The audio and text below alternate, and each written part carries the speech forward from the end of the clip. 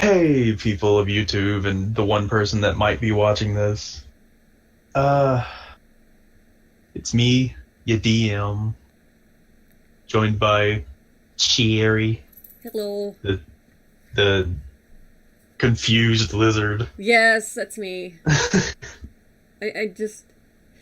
Uh, Also, the one that actually is in charge of streaming everything. So nobody sees the DM secrets. And plus, I have the Yeah, best internet for it. and pretty much the only one with a PC good enough for it too. It works. Yes. But yeah. So we're doing a review for the lost episodes to Yeah. catch people up. Because I was foolish and didn't realize that after like a week or so, Twitch deletes your recordings. I did not know that because I am not very well versed in how it works. We are not tech savvy.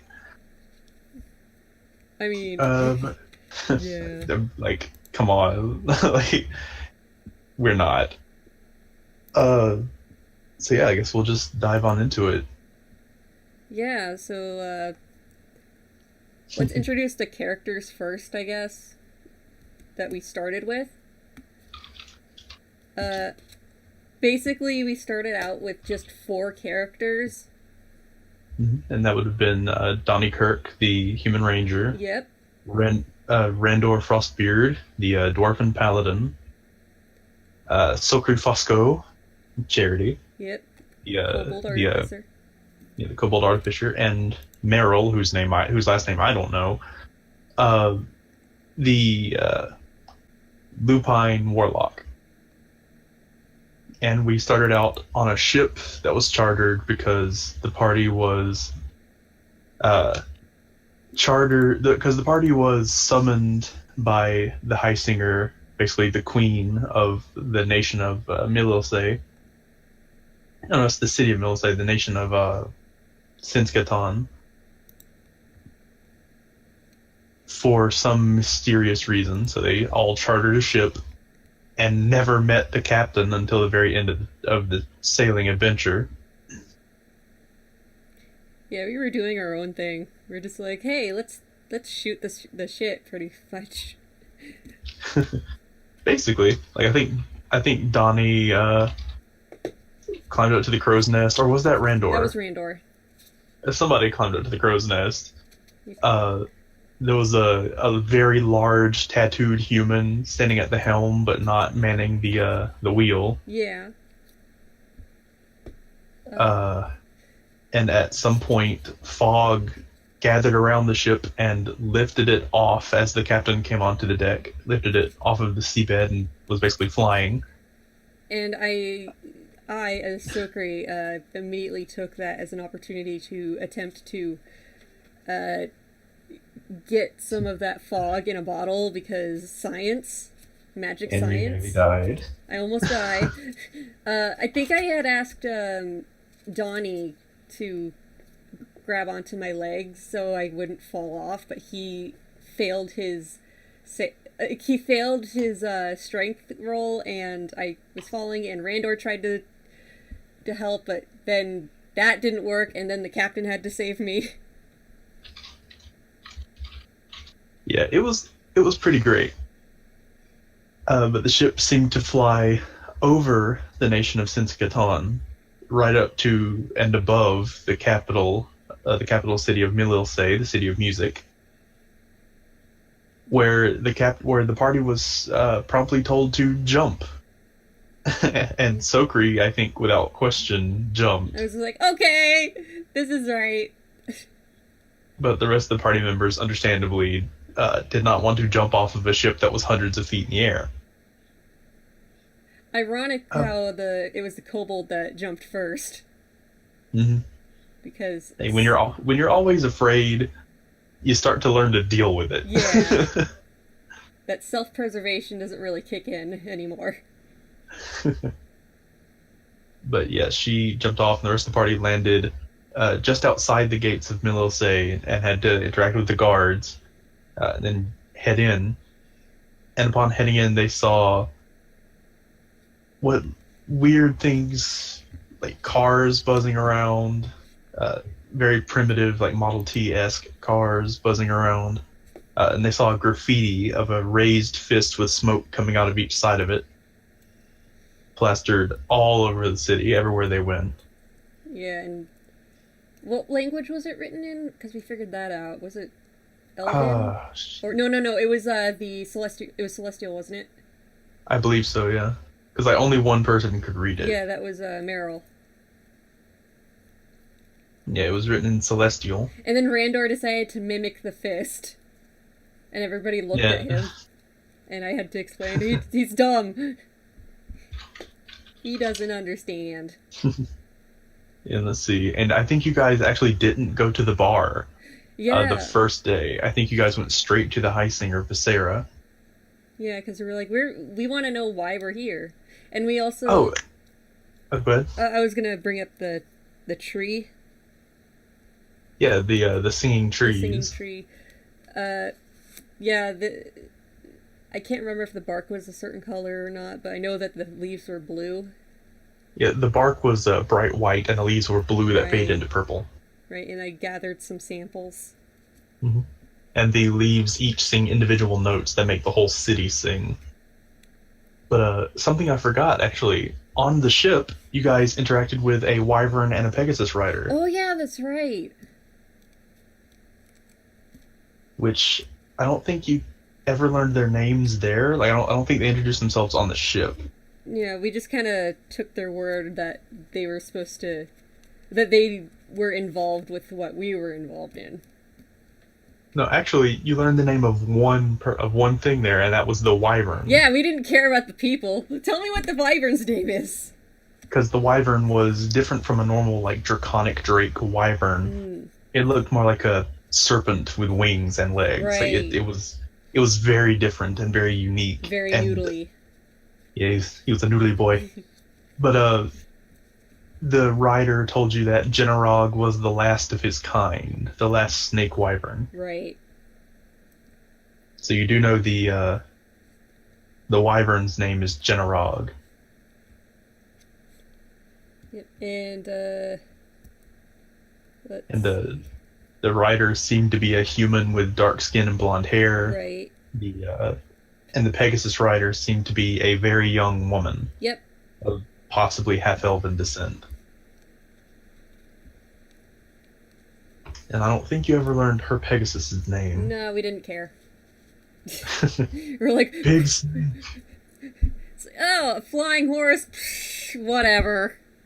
You see those all the time, but a flying snake dragon? Yeah, last of its kind. But they landed on the ship after pursuing it for a long ways. Yeah, it. Oh yeah, there was like some this whole thing where we were like, people are following us. Is this bad? And nobody cared. Like, whatever.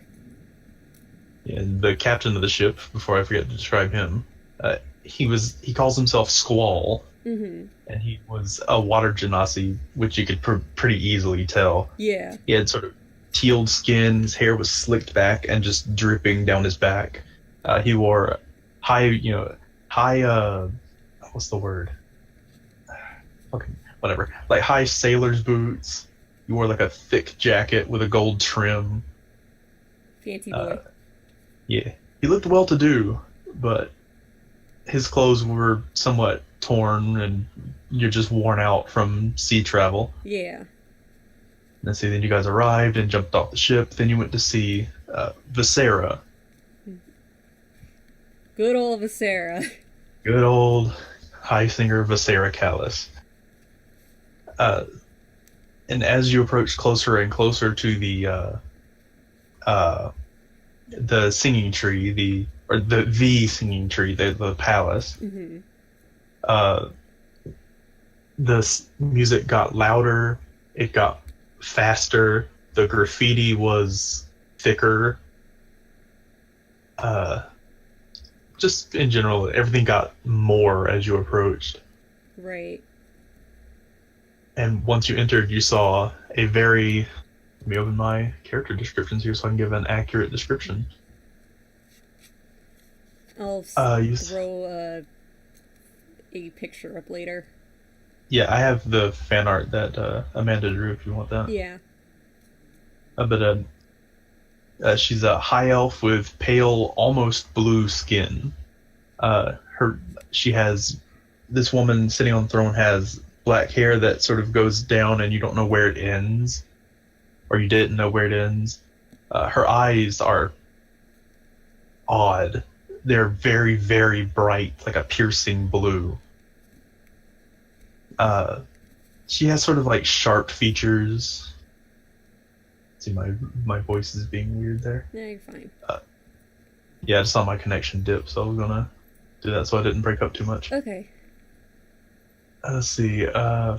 She has sort of sharp features, somewhat upturned nose. She has a one single earring dangling from her left ear, and she's wearing almost like robes, just white robes with blue highlights and a blue cord around her waist, from which hangs a blue tapestry. And yeah, that's basically everything about her. Yeah. But And yeah, and when we got there, we were just like, "Hey, you called us." yeah, sorry, I got talked to for a second. That's okay. But yeah, when you got there, a couple of you showed her less than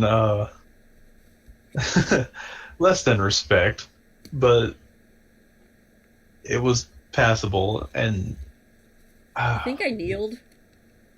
yeah, somebody knelt. Somebody, I don't think Randor cared. Yeah, just the party was. Most of you were somewhat respectful, but some of you were just like, "Hey, bitch, what's up? Hey, can I get your number? Get your number." But let's see. She had contacted you about some mission. Mm-hmm. I believe she contacted you to liberate the mine. Right. But before you could do that,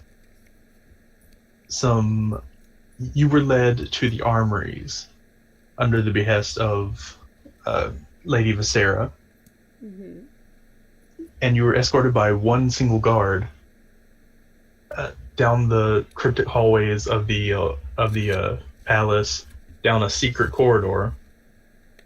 But before you could enter the armory, you heard a noise back towards the throne room. The guard told you guys to stay in the armories and started to run out. No, actually, I'm getting that wrong. You guys entered the armory ahead of the guard, and he screamed. Right. And as you guys ran out to see what was happening, a cloaked figure holding a bloody blade, was running back down the hallway, and the guard lay seemingly dying against the stonework. He refused any healing and told you to run to protect the High Singer, to which you guys did. And upon re-entering the throne room, you found the High Singer singing and holding up a runic barrier against all attacks, protecting herself and all the nobles in her court, while the guards that were standing around were throwing weapons at her, throwing magic at her if they could, just in general trying to get at her. If I'm not mistaken, you made pretty quick work of the 4 guards. Yeah. Well, the 4 guards and the cloaked figure, and you quickly found out that these were a weird porcelain style creature. Yeah. Like, upon their expiration, they crumbled into porcelain like pottery. I just hit him with a hammer. You hit him with a hammer. It ain't gonna change. And upon seeing that, you were ordered back to the armory to check on the wounded guard. And upon arriving, you found no blood, no sign of the guard except for a few scraps of armor. uh, that were tossed to the side, And we were pissed. and you were pissed. And the armory doors stood open. Oh, yeah. So you guys investigated the armory quickly, and you saw in the center the pool of water, that pool of black, oily water, and nothing was happening. So you investigated more and more, and after a few minutes pass in game, a voice rings out just laughing. And out of the pool of water walks a heavily tattooed, bald, dark-skinned, middle-aged human male. Oh, wait, I also made that explosive coin thing. Oh yeah, you made a coin out of some mysterious magic. Yeah, because it was like, hey, look, it's a alchemist table. I'm gonna go mess with that. Because fuck Yeah, this. you had no idea what it would do, but hey. But as the man walked out of the pool, he was holding aloft a great black greatsword, jagged at the edges and jewels encrusting the pommel. And he just laughed, a deep, rolling laughter. And I tried throwing Uh, the thing at him. Yeah, and you tried throwing the coin at him, and it became a rune, like the ones you saw around the Rune Seeker. Or not the Rune Seeker, Jesus, getting my homebrews mixed up. Uh, around around the High Singer, Jesus. Um, and I forget exactly what he said before activating the greatsword. But after a very, very brief conversation, he started to spin the greatsword as light gathered on it. Mm-hmm. And he said, "Forces of destruction, gather to my blade that we might crush the ones who stand before us. All hail the God Slayer." And he hit the ground with the greatsword, causing an explosion. And we had Uh, to roll a save. Yeah, which knocked everyone except Randor immediately unconscious. And then he walked over and sort of bitch slapped Randor, which is always fun. Randor's scary. Yeah, Randor is honestly terrifying. Um, and when you guys came to, the sword was gone, the man was gone, and you had been moved to the bar. Right. Because it was right after that was the first episode. Mm-hmm. So going on to the second episode, I know we returned to the High Singer and was like, okay, this is what happened. And we mentioned, oh yeah, he had this like big black sword, and it said Godslayer, and then she freaked out. Yeah, she was visibly shaken by the loss of the Godslayer. And she told you that there was nothing that they could do to track this figure, this mysterious person. Mm-hmm. So you were to do the job you were assigned to do. And she told you about one of the songs of creation inscribed on a stone in the bottom of the Spirit Seeker mine. So you guys started to head out for that after getting prepared and eating at the inn, when you saw the guards gathering at the top of a wall shouting out towards the front of the city, and some leveling crossbows shouting about devil people. Oh god. And we ran over to see what the hubbub was about. Yeah, and that introduced our new character, or new at the time character, Lieber, I love or Liber. Libre? It's Lieber. Lieber. Yeah. Ach, du Lieber. You saw a large tiefling man defending a small tiefling child who was holding a sign that said "Flowers to See." My baby. That's the letter C, not yeah, like as in S-E-E. 2 copper. Yeah, 2 copper pieces. Yeah, and then And the guards were shouting down that they were not allowed in the city that they would shoot if they approached, etc., etc. And if you want to describe Sokri's reaction to all of this, Oh, Sokri was just so pissed. She like ran out and she was like, "What the hell are you doing? These are people!" And the guards were like, "Oh, they're devil people." It was like, "They're tieflings! They're just a race of people, just like you and me. Like, I'm a person." And like, he's like, I've never seen one of these people before. And I was like, don't you read books? It seemed like the guards had never seen a tiefling before. Yeah, and probably no one in the city ever had. Yeah, and this is where Sokri's her catchphrase came from. Catchphrase. I guess you could call it that. Read a book. Read a book. But after some brief argumentation and with some persuading and yelling, the guards they weren't happy about it, but they allowed the tieflings into the city. And you found out that the tiefling girl had no name, as she was an orphan. She was promptly given the name Orchid because of her druidic talents in creating flowers. And then I bought her clothes. Yeah, and then you guys bought her clothes. Yeah, you guys bought her a very starry, like, galaxy dress. Yes. Which I have the illustration for that as well. So. Oh yeah, and we have to mention the lovely man that runs these two shows. Oh yeah, Nampoodle Dergle. Nampoodle. There was a very chaotic gnome who had like shocks of red hair. He always looked like he was on the verge of making something explode.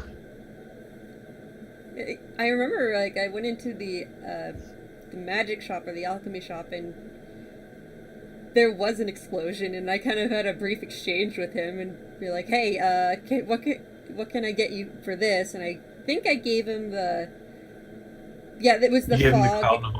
The fog in the jar. His magic.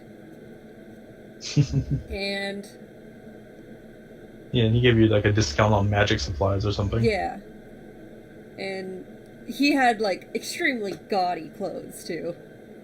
Oh yeah, he had horrible fashion sense. Like but like so the clothes in his shop and the clothes in his shop reflect his fashion sense. They're all, to the normal person, atrocious, except for the ones in the very back. Yeah, those are the normal section. That's the normal section. And I think Sokri's like the only one that can appreciate his in-your-face style. It takes a very disconcerting eye. Yeah, where were we? Yeah, you basically adopted this child and then left her with the innkeeper, so that you could go adventure towards the thing. And you step outside and there's a huge box, like a huge crate. Like, because what it was the guards were freaking out again, and like I was like, it's more tieflings. And I ran over, and they were freaking out and saying, like, it's too big, it won't fit through the gate! Because it was a delivery truck. And there was a symbol on the crate that I recognized immediately. It was a kobold giving a thumbs up. Yep. Because Daddy Dearest is a very talented alchemist. He helped create the some of the systems for new automobiles, which is what the box had. It had the prototype, the original prototype, I should say. Yep. So you have sort of a janky old vehicle that basically only Sokri can drive, and it just barely fit the barbarian. The only reason I have vehicle proficiency. So yeah, you guys piled up in the old family jalopy and headed out towards Spirit Seeker Mine. Yep. Which, it should be explained, Lieber was recently escaped from Spirit Seeker. This just a little tidbit. Yep. It's his origin story there. Yeah.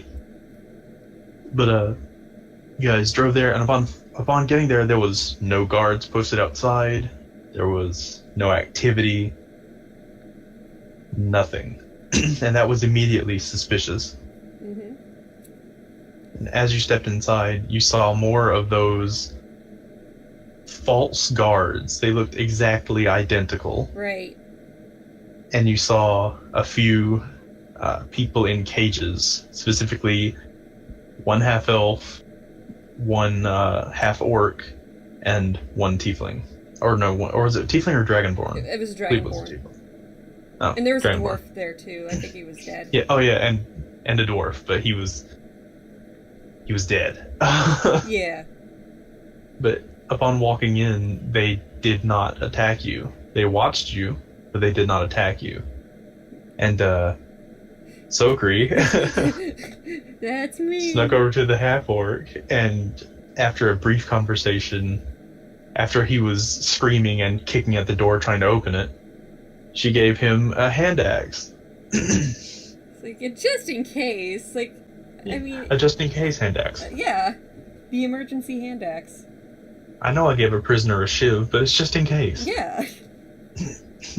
but yeah, they ushered you deeper into the mine where you saw a huge glowing gemstone and the tattooed human male with the great sword Yeah. that you had seen in the armory. And if I'm not mistaken, I didn't really care about him. I just went towards the stone and just started taking notes on everything. You started taking notes, and I believe you touched it and received a vision. Yeah. I can't remember what the vision was, though. You saw the creation of the three planes, Right. of how they come together and split apart and will one day come together again. Right.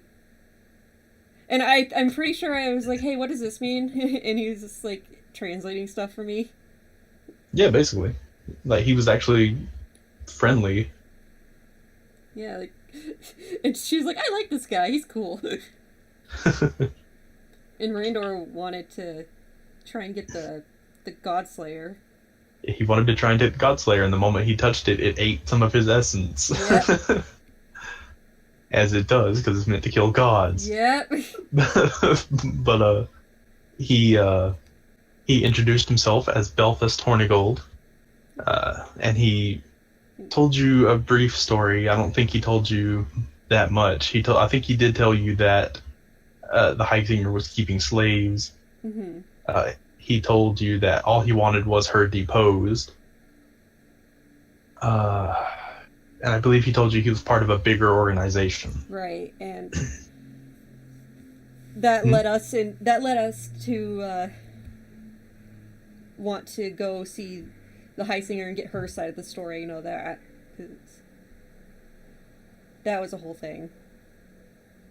And didn't we, like, after we did that, we found some chests? Yeah, you found some loots. Yeah. And you found some goodies. Some goodies. Some goodies.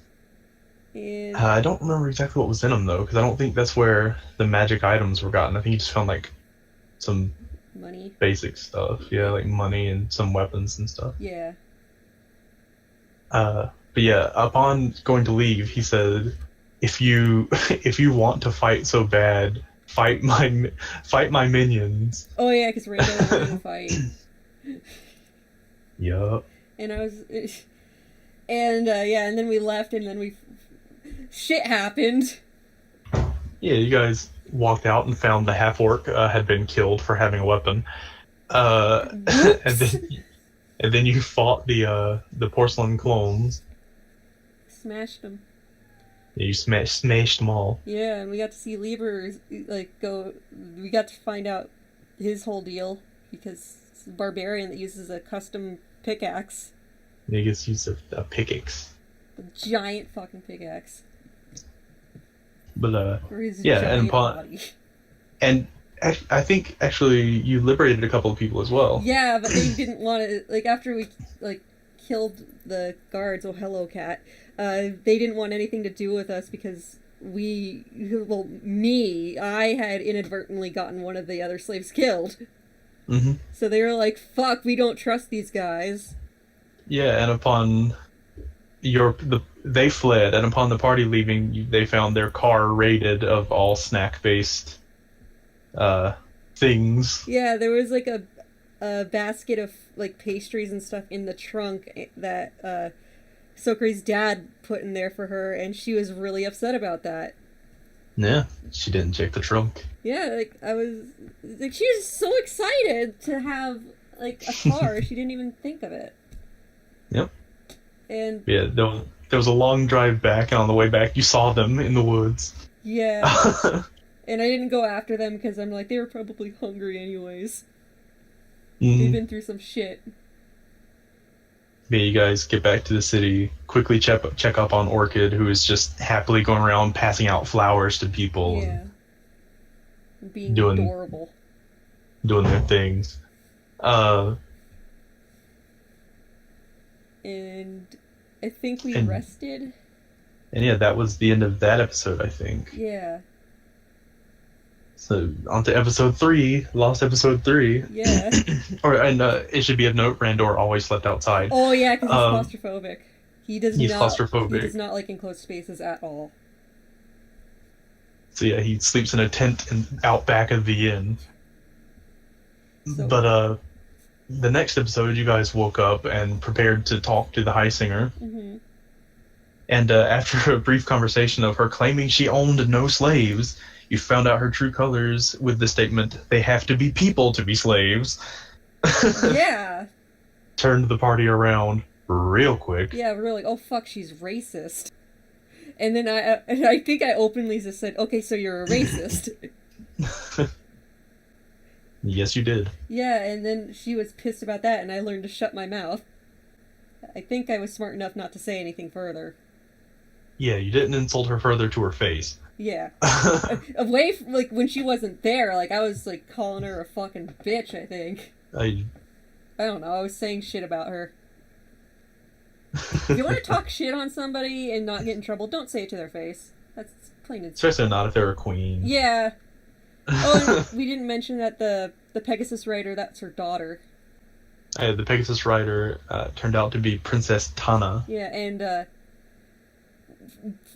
with an insight check, I determined that the daughter didn't agree with what her mother thought.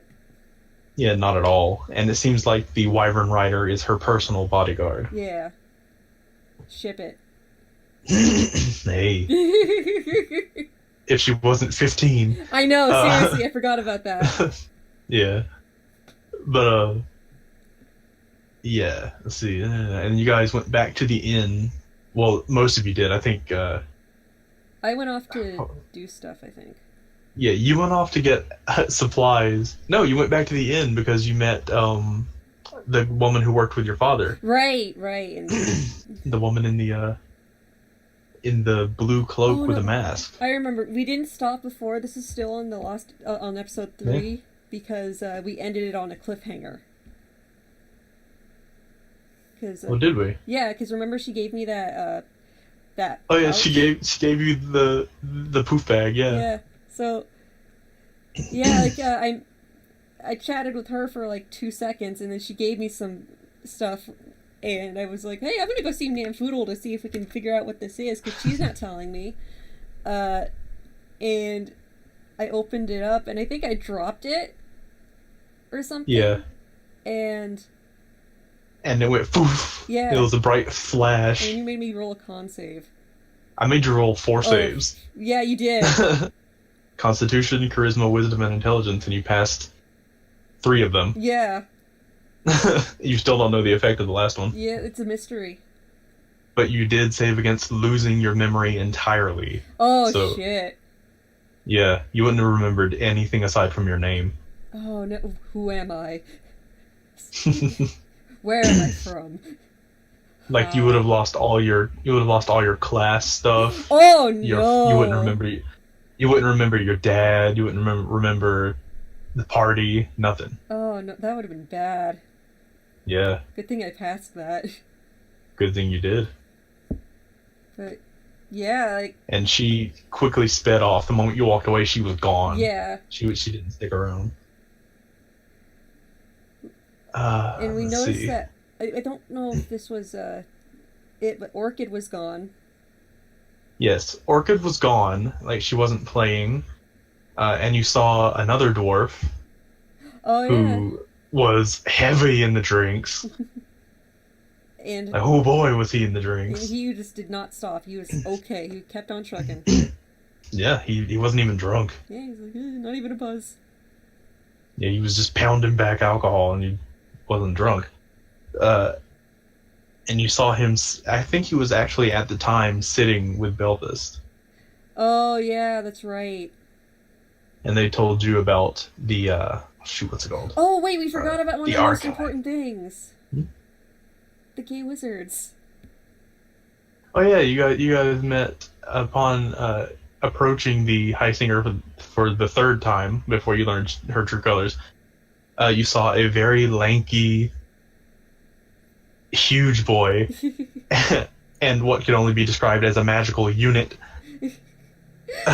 in the forms of the lanky immortal wizard Azrutha and the gay druid That's all. Tollmane. The grumpy man. The grumpy The gay grumpy, man.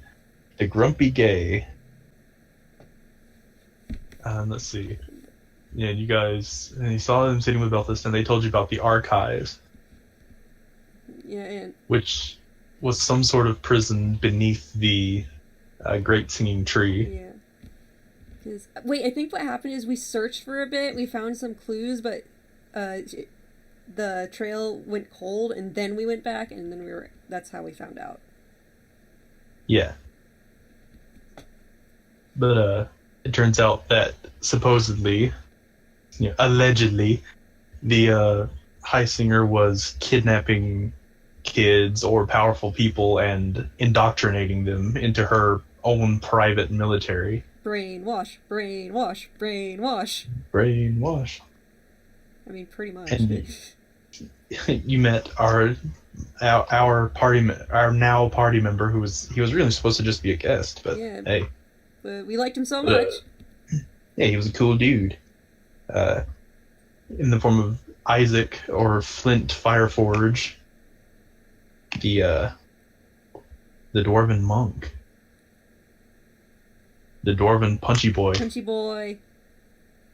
And I think and he, I think I asked Belfast about the gay wizards, as we call them, yeah, and he's like, "Okay, this is what I know. Not much." he's like, I don't know much about them. I work with them every now and again, but they're mysterious people. Yeah, don't fuck with them. Yeah, don't mess with them. They'll turn you inside out for fun. Yeah. And Flint led you outside of the city after more drinks. He led you outside the city, around the edge of it, where you had to basically goat climb around. Yep. And then led you down the cliff face to the hidden entrance to this place, where it was about a foot underwater, and you had to cliff dive down to it. Meryl was not happy. Meryl's not been happy the whole campaign. Yeah. Bunny people don't do well on sea campaigns. They don't like getting But, wet They don't like the water. because they can get the hypothermias and then they could die. They could catch the death. But yeah, and after approaching, you found yourselves in sort of a dank tunnel. Yep. I remember the dank tunnel. Dank tunnel. And let's see, you guys walked down it a little ways before being noticed by what seemed like guards. Mhm. Two heavily armored figures and two less than armored figures. Punchy people. Yeah, they engaged in combat with you. And after a short bout of combat, you knocked one of their helmets off and revealed that it was a teenager. Like a very young, I believe you knocked the helmet off of the knight. Yep. So he was a very young man, like probably 16. And so the party refused to kill them, Yeah. instead making them surrender. And they went around after the encounter, and upon looking around, found what are basically cages filled with children. Orchid being among them, and I found my name list, and you would have been told these, so A. But among them, there was Orchid, the tiefling druidic girl. There was Chauncey, a human boy. Grumash, the half-orc boy. Vera, a half-elven girl. Samuel, another human boy. Carl, Carl, an elven boy, like a wood elf. Michelle, human girl. Sarah, weirdly enough, a Genasi. Oh. Yeah, an Earth Genasi. Brady, the human boy, and Grant, the air Genasi. Grant. I'm sorry, Grumash's name is Grumash Paran. Grumash Puran. Okay. Yeah, and I can give you those names later if you want to take down your notes. Yeah. Because I am not writing anything right now. Yeah, I get you. Audio recording. Recording. But yeah, upon finding them and looting all of that, you also found a secret door that led to a metric fuckload of money. Yep. And a javelin of lightning. And we stole it. And you stole it because fuck the high singer. Yeah, we were like, she's a racist. She doesn't deserve this. She Even though she'll money. probably send people after us, I don't care about consequences. And there's like some potions too. Yeah, there was a couple of potions. There was a javelin of lightning, a fuckload of money, and I think like some cloth or something. Oh yeah, I know it was. Yeah, and there was one door at the very end of the small room of the archive that you saw. It was a huge metal double doors, which of course you guys went towards. And upon opening it, there was what seemed like a humanoid body with a shark's head and just like massive in bulk. Yeah. Chained down to the floor. We freed him. Yeah, you guys, you freed him. Not for long. I forget his name. It's on the Discord. Yeah, but yeah. But oh yeah, his name was Kurtek Mars. Right. And he was running with you. But then I won. And you started hearing noises behind you as you were running out, where the guards were starting to notice that something was up. Yeah, and I, with my nat 20 persuasion, was like, wait, I want to prepare the kids first, and then that fucked everything over. Yeah, you convinced him to wait behind while you told the kids, and then the guards burst through, and he threw himself at the guards to buy you time. And I feel really bad about it. But you do not know the outcome of that battle, as you guys escaped with the teenagers and the kids. You somehow managed to escort them back up the cliffs around the city, and they camped outside while you guys went back inside to purchase a cart and horses. To purchase a cart and horses. That way you could actually take them to the next city over, which was Burnt Oaks. Mm-hmm. In your effort to escape the High Singer. And you successfully bought a cart. Meryl had to say goodbye to her Genasi crush. Oh yeah, we forgot to mention him. There's a big Earth Genasi boy. Oh god, that's a cat. That's a cat fight. Oh god. Normally I'm all down for cat fights, but no. I'm gonna cut that out because it picked up my sister. Yeah. I'll cut out the cat fight in general. Cutting out the cat fight. Yeah. But yeah, so big unit. Yeah, big unit threw himself back at the guards. You guys escaped with the teenagers and the new kids in tow. Bought a cart. Some horses. And I think that's where we left off, with you guys just starting to set out. Yeah, that's right. That's how it started. We left. Yeah. So yeah, that would be where we caught up after the rescuing the kids, right? Yeah, that's it. Hey, review audio. Yay! Wait, finally did the thing. Finally!